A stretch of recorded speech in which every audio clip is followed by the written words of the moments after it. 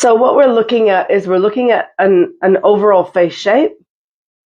We want to look at and compare the frame of mind, which is how we think, the frame of emotion, which is how we feel and our reference point of how we feel.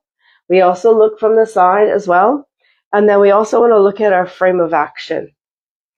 Now, the frame of action can be interesting. Sometimes it's really big, sometimes it's really small. What we're looking at is which area is the largest area, because the largest area is the main area that that person functions from.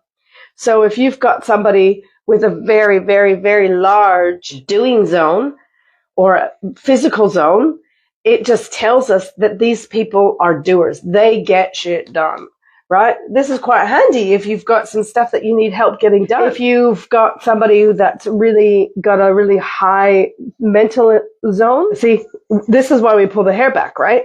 Because when you look at me like this, it doesn't look like my mental zone is actually that big. But when you pull the hair back, it actually is quite large. Yeah, especially when you go from the side, because you see my hairline goes all the way back here on both sides, yeah?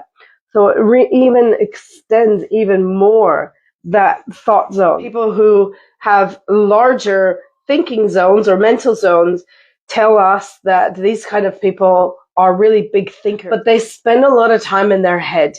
They mull over a lot of information, and sometimes it can be very difficult for them to make a decision on things because they end up with so much information. Sometimes these people can get one piece of information that contradicts what they've been doing, and then they go, hang on a second, well, is the rest of that true? Oh my God, they want to go investigate and learn about that, yeah? These people are also big time thinkers. They want to learn a lot, and they probably actually know a lot.